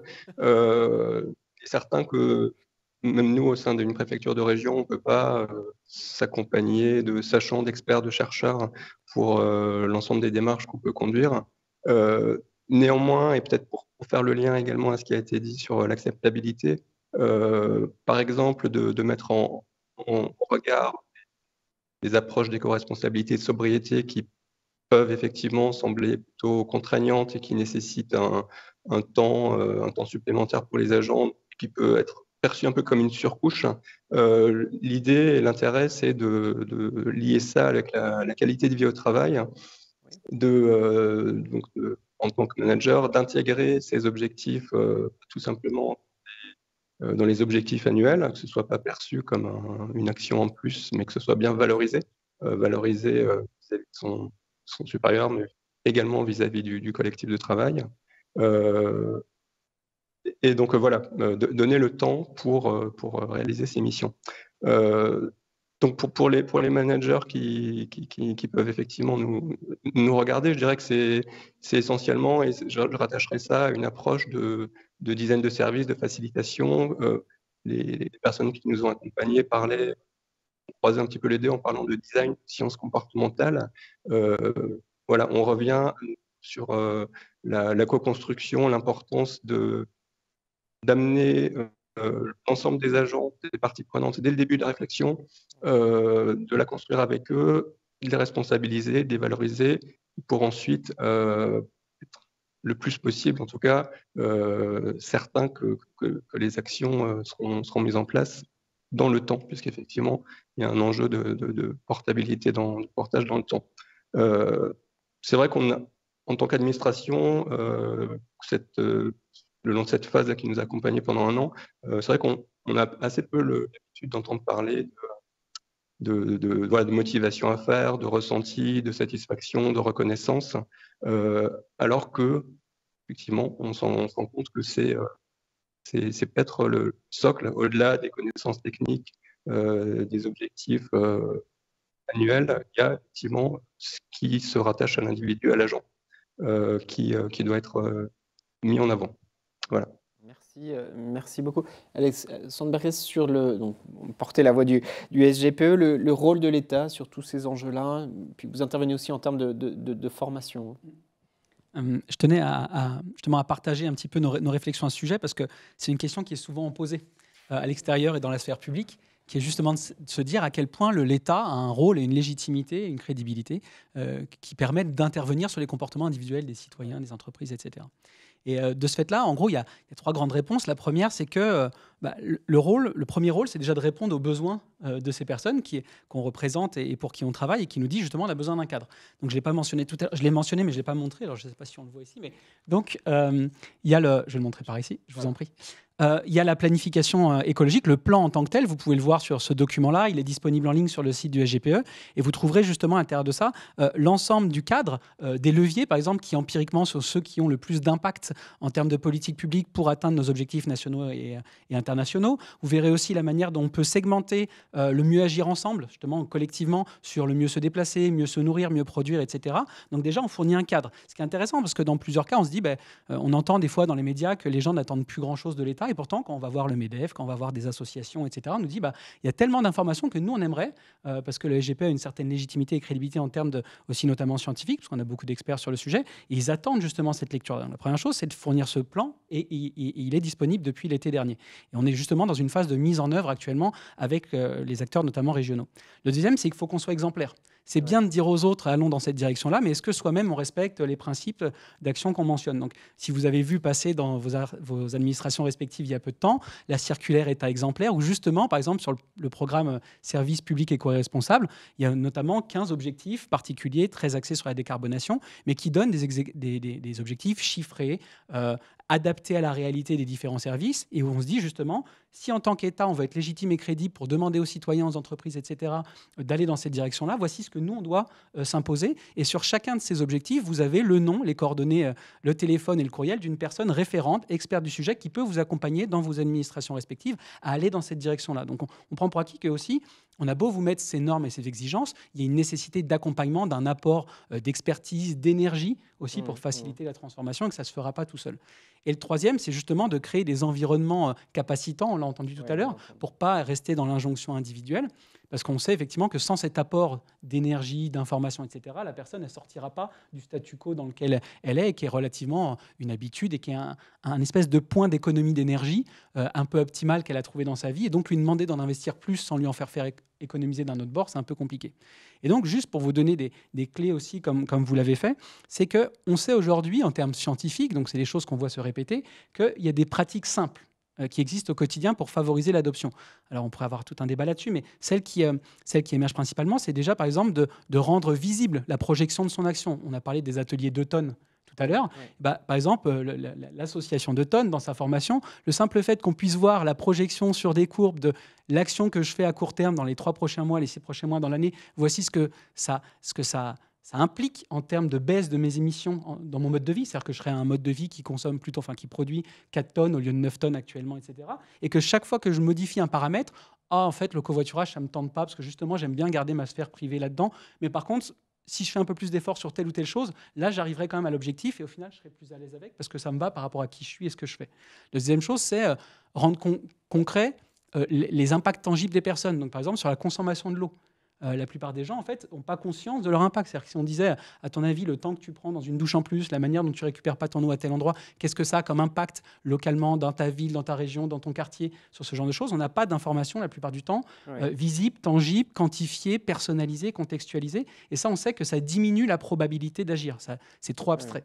Donc, à chaque fois, on va vers des mécanismes où on sait que, comme l'indice de réparabilité, plus on va dans ce détail-là, plus on facilite pour la personne la capacité de le faire. Je vous redonne un exemple. On avait des chercheurs la dernière fois qui sont venus nous parler de ce qui se passait à la SNCF sur la manière de faciliter le tri dans certaines poubelles. Mais on savait que mettre à disposition une poubelle où il y a 3 bacs et on a pourtant mis des couleurs, etc., suffisait pas. On observait les comportements et on avait des comportements de tri assez pas terribles. Et en fait, ils ont mis par exemple sur le sol en place une architecture décisionnelle en amont, c'est-à-dire 7 mètres ou 8 mètres avant la poubelle, où toutes les questions à se poser au moment où on est devant la poubelle, on se les pose au fur et à mesure qu'on avance vers la poubelle. Et quand on arrive au moment de devoir le mettre dans un des bacs, et déjà, la décision devient plus simple. Et donc, l'énergie à mobiliser pour faire le dernier geste est beaucoup plus faible. Et donc, la probabilité d'aller dans le bon bac est plus élevée. Donc, il comparait des poubelles où c'était le cas ou pas. Donc, on voit que la plupart du temps, ce n'est pas un problème de mauvaise intention des acteurs, de non-sensibilisation aux actes écologiques. Ça l'est dans certains cas. Mais ce qu'on voit surtout, c'est qu'il faut changer une de nos petites voix intérieures qui est extrêmement ancrée, qui est de dire, on l'entend beaucoup en politique ou à l'école, etc., c'est de dire quand on veut, on peut. Et cette voie-là, en sciences comportementales, justement, on va la déconstruire pour dire, pour vouloir, il faut déjà pouvoir. C'est-à-dire que la personne qui va vouloir faire du covoiturage, il faut déjà qu'elle ait la capacité, l'environnement qui lui permet de.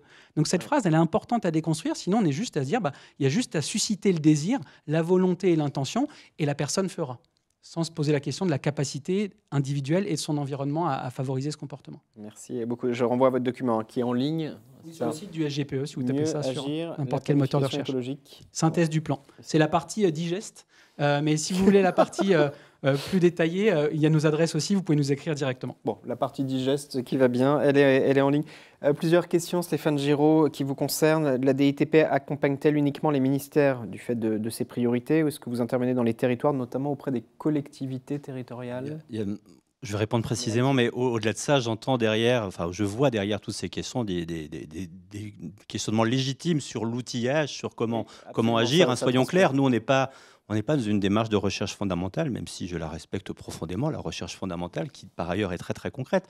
Mais on est vraiment sur une question d'industrialisation de tout ça, et ça vaut au-delà des sciences comportementales. On est dans un service innovation et participation citoyenne qui coche un peu toutes les cases méthodologiques qui ont été évoquées, de design, de participation citoyenne, de co-construction. Donc on a vocation avant tout à être un lieu de facilitation pour permettre aux administrations.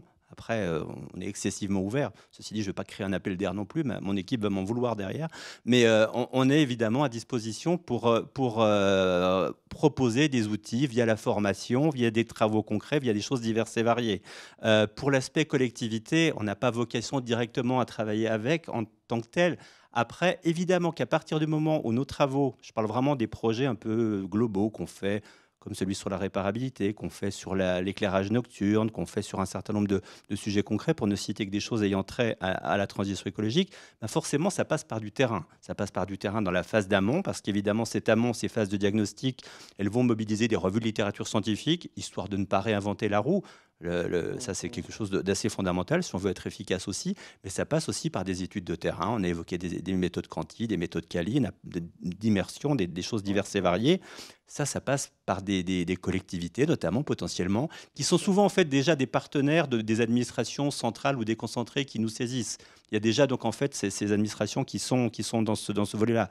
Et pareil pour la partie expérimentation que j'évoquais, le fait qu'on va tester des choses sur le terrain, potentiellement assez fréquemment, oui, on croise des administrations déconcentrées ou des collectivités locales. Et j'invite aussi d'ailleurs sur ce volet à ne pas hésiter à se saisir d'une autre partie de la DITP qui se développe vraiment ces derniers temps, à savoir les laboratoires d'innovation territoriale, qui sont vraiment des formes d'extension de nos travaux, de nos méthodes, de nos possibilités d'utilisation dans les territoires, avec généralement souvent des partenariats entre les services déconcentrés, entre l'État et les collectivités. Donc il y a aussi cette possibilité pour aller creuser ce sillon. Voilà. Je renvoie vers un document que la DITP a publié il y a quelques mois qui recense tous les labs, notamment dans les territoires, avec toutes les coordonnées. Et accessoirement, sans faire de push excessif, on a aussi des tas de publications, des tas de choses disponibles. Ça fait partie accessoirement du mot science, qui est de la science comportementale. Il y a cette idée de partage de connaissances, de mise à disposition. L'essentiel de nos travaux sont publics et disponibles. Donc, et c'est d'ailleurs aussi un autre élément de réflexion qu'on a, mais qui est plus largement au niveau de la DITP, c'est l'idée qu'il faut essayer d'inscrire tout ça dans ce que j'appelle peut-être un peu solennellement des politiques publiques fondées sur la preuve, c'est-à-dire qu'ils vont vraiment s'asseoir sur la connaissance et favoriser l'idée de diffuser aussi les méthodes d'expérimentation et d'évaluation. Et on essaie vraiment de creuser aussi ce sillon et de voir avec certaines administrations comment aller un petit peu plus loin dans ce sens. Merci Stéphane Giraud, c'est terrible parce qu'il est 10h49, il y a des dizaines et des dizaines de questions, on ne va pas pouvoir tous les relayer. Peut-être on fera un nouvel épisode. Peut-être il y en a une qui revient sur la question du greenwashing. Peut-être Juliette Moiseau ça peut vous parler comment dépasser le greenwashing sur des enjeux, réparabilité, etc., qui est vraiment une difficulté à aborder dans le suivi des projets de territoire. Comment l'éviter ? Anna Rousseau qui pose cette question. Oui, alors pour parler un peu de greenwashing, c'est vraiment au cœur de l'actualité en ce moment. Alors on y travaille beaucoup, d'abord avec de la réglementation, de la réglementation européenne notamment, auquel la France contribue fortement. On vient davantage encadrer ce que doivent faire les entreprises. Donc il va y avoir une réglementation beaucoup plus forte dans les années à venir. Et ça, l'État français y est très, très favorable et porte beaucoup de propositions en ce sens. Réglementation, évidemment, mais comme je le disais tout à l'heure, il ne suffit pas d'édicter des normes pour qu'elles soient suivies. Il y a un gros aspect aussi pédagogie auprès des entreprises, explication, parce que ce n'est pas non plus de manière mal intentionnée qu'elles mettent certaines mentions sur les produits, ça peut dépendre, mais on s'aperçoit aussi qu'elles ne connaissent pas forcément des fois bien les impacts de leurs produits, qu'elles utilisent des termes sans forcément réaliser comment elles devraient bien les utiliser. Et par exemple, sur ça, on a travaillé dans le cadre du Conseil national de la consommation, qui est une instance, on va dire, paritaire, donc avec des associations de consommateurs et des fédérations professionnelles, qui est pilotée au sein du ministère de l'économie par la DGCCRF. Et donc, ministère de la Transition écologique, on était aussi partie prenante. Et on a élaboré tous ensemble un guide des allégations environnementales, qui est un guide notamment pour tous les services au sein des entreprises, pour savoir comment utiliser quels termes, dans quelles conditions juridiques, avec quelle signification. Et donc tout ce travail, ça nous a pris plus de 2 années, en fait, parce qu'on a discuté de chaque mot, comment il pouvait être utilisé, et parce que derrière, il y a un vrai travail de pédagogie. Pour toutes les entreprises, elles sont très nombreuses, certaines sont très petites, n'ont pas conscience de ce qu'elles peuvent faire ou non. Donc il faut de la pédagogie en plus de la réglementation. Et puis après, effectivement, expliquer aux consommateurs comment interpréter un label, qu'est-ce que ça veut dire, comment interpréter ce qui figure sur les produits. Et peut-être pour dire un mot aussi d'autres projets qu'on poursuit en ce moment au sein du Commissariat général au développement durable et pour lesquels on a encore fait appel à la DITP. On travaille sur des projets de scores environnementaux sur les produits textiles et alimentaires, hein, qui sont 2 familles de produits à la fois avec un fort impact environnemental, mais aussi des produits de la vie courante, puisqu'on essaie aussi de travailler sur des produits qu'on achète couramment, presque quotidiennement, pour justement créer ce réflexe. Et donc là encore, sur ces projets de scores environnementaux, on cherche de la même façon à voir, à la fois en termes de méthodologie, en termes de visuel, en termes de construction de cette politique publique, comment la calibrer au mieux avec les enseignements qu'on a pu avoir sur les autres types d'indices. Donc à la fois lutter contre le greenwashing, faire de la pédagogie auprès des entreprises et construire des scores publics. Un défi, mais vous êtes pleinement engagé. 10h52, allez, un mot de conclusion chacun, si vous voulez bien. Peut-être avec vous, Mathilde Mus, il y a une question qui vous concerne et puis qui transpire aussi de nos échanges. C'est comment conjuguer, comment associer plus étroitement la recherche à la décision publique. Il y a des chercheurs de l'action publique et des décideurs publics. Peut-être qu'un petit fossé perdure possiblement. Comment améliorer ce lien? Ça fait partie aussi de vos travaux. C'est une très, très grande question. Donc je commencerai peut-être par rebondir sur ce qui a été dit sur le fait de faire des politiques fondées sur la preuve. Ça, c'est vraiment quelque chose qu'on importe de la méthode scientifique, je pense. Un réflexe qu'on n'a pas forcément parfois dans les administrations de plus en plus. Donc je pense que c'est vraiment une bonne dynamique, mais c'est de piloter et tester des interventions avant de les déployer. Ça peut paraître comme une perte de temps au court terme de se dire bon, on va faire un petit test à petite échelle, mais en fait c'est là qu'on se rend compte que parfois on n'a pas anticipé certains résultats ou comportements, justement.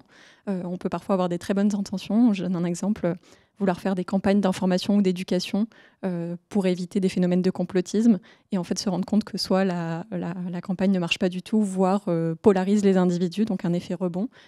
Et c'est par des tests et des pilotes à petite échelle qu'on peut se rendre compte de tels phénomènes. Donc je pense que ça, c'est quelque chose à importer de la méthode scientifique dans les administrations, cette idée de test avant le déploiement.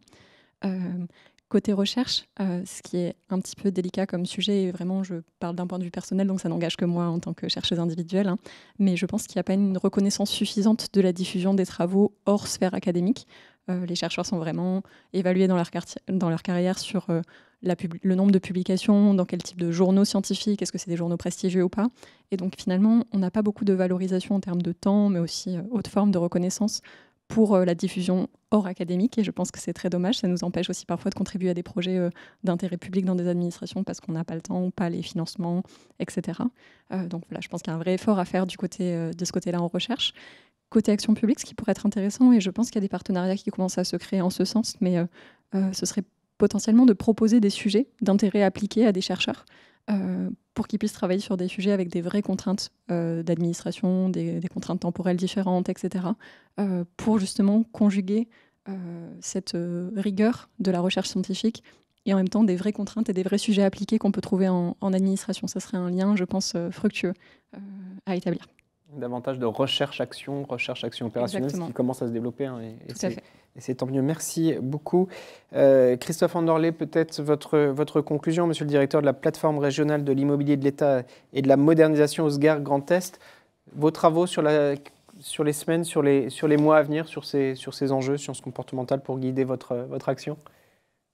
Alors, ça va bien sûr être de mener à bien ce projet avec la conception de la mallette pédagogique et diffusion des différents outils, c'est surtout de maintenir de la éco-responsable, hein, plutôt dynamique avec 170 personnes qui figurent voilà, sur la plateforme participative. On tire un webinaire mensuel, on diffuse leurs cours, les pratiques.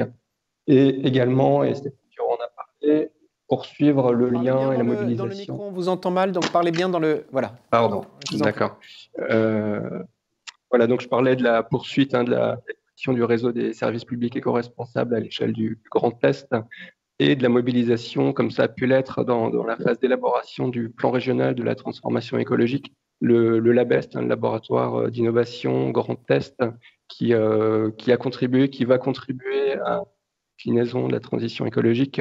C'est un de ses piliers et on va mobiliser davantage encore ce dont je parlais tout à l'heure, hein, sur le design de service, la facilitation, puisque chaque fois qu'on le fait, on se rend compte que voilà, on fait mieux, on fait plus vite et on peut aussi plus facilement communiquer et obtenir l'aide de chacun.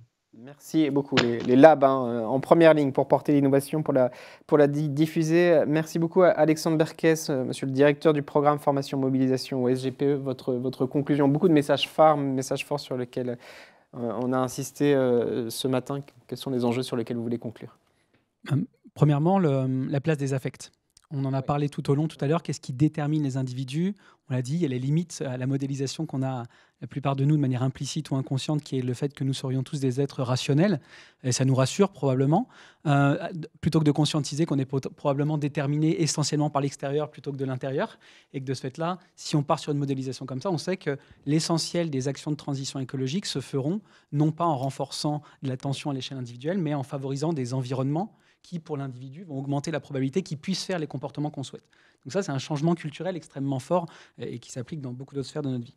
Le deuxième, c'est que le but de la démarche même de planification écologique, parce que le plan, c'est la matérialisation à l'échelle nationale de manière formelle, etc. Mais ce qui est intéressant, c'est la démarche, de se réunir ensemble, entre personnes concernées, pour passer de l'agitation à l'action.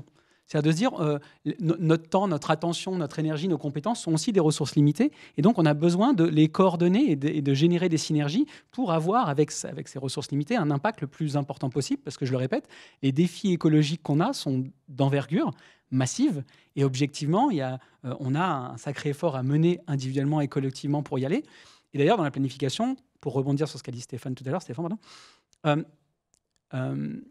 on a justement réparti l'effort en fonction du pouvoir d'agir que ces différents acteurs ont dans le système de santé. Les entreprises sont à 50% de l'effort généré, alors que les citoyens, beaucoup moins. Donc l'objectif aussi, c'est de dire, c'est pas une personne égale une action. On sait qu'il y a des gens qui sont à des endroits de l'écosystème où leur pouvoir d'agir est beaucoup plus structurant, beaucoup plus systémique. Pour les personnes qui nous entendent, ce qui est le plus important peut-être aussi, c'est d'entendre que vous allez tous et tous être invités il y en a plusieurs d'entre vous qui ont peut-être déjà commencé, à ce programme, ce parcours de formation à la transition écologique qui dure 28 heures, qui est composé justement de l'équivalent de la fresque du climat, de l'équivalent de l'atelier d'automne, et ensuite de visites terrain où la matérialisation de ces actions sont là, où il y a des conférences CNRS et à la fin, un atelier de passage à l'action, justement qu'on co-anime avec les acteurs de la DITP, où on essaye de les amener, à partir de ces techniques-là, à construire des plans d'action très très concrets dans leurs services, là où ils ont du pouvoir d'agir, pour obtenir ces impacts, pour éviter de rester à une espèce de sensibilisation au niveau qui est très important pour chaque citoyen. Mais on sait qu'en face de nous, on a des directeurs d'administration centrale, des cadres supérieurs d'État qui ont un pouvoir d'agir structurant beaucoup plus important que la moyenne. Et donc, on vous invite à y aller, à mobiliser ces ressources et à venir avec nous dans ces ateliers où c'est là que vous pourrez intégrer dans votre planification des actions de transition écologique, des leviers de gestion du changement, d'intégration des sciences comportementales pour avoir des impacts optimaux. Le message est passé. Il y avait 25 000 top managers, on va dire, formés. Il y en aura 2,5 millions d'ici pas longtemps, enfin d'agents publics. Juliette Moïseau, un mot pour conclure. Le CGDD pleinement mobilisé dans les semaines, dans les mois à venir, évidemment, sur ces problématiques-là. Vous continuez d'intensifier vos travaux. Effectivement, plein de travaux qui nous attendent cette année. Et peut-être pour évoquer juste un travail qu'on va mener en collaboration avec des chercheurs. Et justement, on s'est dit que c'était utile de les avoir à nos côtés. C'est tout ce qui relève de la réduction de l'empreinte environnementale du numérique, qui est un sujet qui prend de plus en plus d'ampleur, un pacte qui paraît encore un peu plus immatériel que les autres, mais en fait qui est assez fort dans la fabrication des équipements numériques, dans les services, dans les data centers. Et donc là, on a fait aussi appel à la recherche et on va financer un programme prioritaire de recherche dans le cadre de France 2030 sur ce sujet pour avoir des apports dans tous les domaines scientifiques sur quelque chose qui est encore un peu nouveau et sur lequel on sent qu'on manque un peu de recul et d'objectivation pour construire les meilleures politiques publiques. Et les entreprises, finalement, sont très favorables à ça et ça crée un dialogue très intéressant. Donc voilà, juste donner un retour d'expérience positive pour nous, intégrer le monde de la recherche, pas que les sciences comportementales dans la construction de nos politiques publiques. C'est vraiment extrêmement positif et c'est complètement faisable aussi avec le temps qu'on a pour construire ces politiques publiques. Donc c'est vraiment quelque chose qui nous accompagne et qui vient aussi crédibiliser ce qu'on peut faire et les orienter de la manière la plus pertinente possible. Merci beaucoup Juliette Moïseau. Je me tourne vers vous Stéphane Giraud, responsable du pôle sciences comportementales à la direction interministérielle de la transformation publique. C'était passionnant cet échange, cet atelier, ce rendez-vous de la DITP, beaucoup de messages, beaucoup de questions auxquelles il faudra... Frustration en ligne, c'est ça. Voilà, quelle est votre conclusion, Stéphane Giraud ? Je reviendrai sur ce point de la diffusion de la méthode, de la connaissance scientifique au sein des pouvoirs publics pour des choses plus efficaces. En rebond notamment ce qui a été évoqué tout à l'heure sur le greenwashing, il faut aussi éviter le science washing. Il faut être sincère là-dessus. J'évoquais tout à l'heure la nécessité de proposer une symétrie d'efforts, d'être dans l'équité. C'est aussi de la sincérité, c'est aussi quelque chose qui importe. Donc ça veut dire de trouver des formats. C'est ça ma vie quotidienne et mes enjeux, c'est des formats qui soient suffisamment efficaces pour proposer ces choses-là de la manière la plus massive et la plus efficace possible. Alors après, on creuse progressivement différencié. Déjà, nous, on est une incarnation de ça. On a la chance d'être soutenu au sein de la DITP pour avoir cette activité, de proposer des choses qui ont des financements, qui ont des méthodes, qui ont des choses diverses et variées, qui nous permettent de faire plein de choses. Mais derrière, bah oui, il y a d'autres niveaux d'enjeux. On a en face de nous quantité de politique publique, quantité d'administration. Et entre des problématiques de marché public, de formation, on a le campus de la transformation là-dedans, les réseaux de laboratoires d'innovation que j'évoquais, il faut arriver à trouver les formats qui fonctionnent le mieux.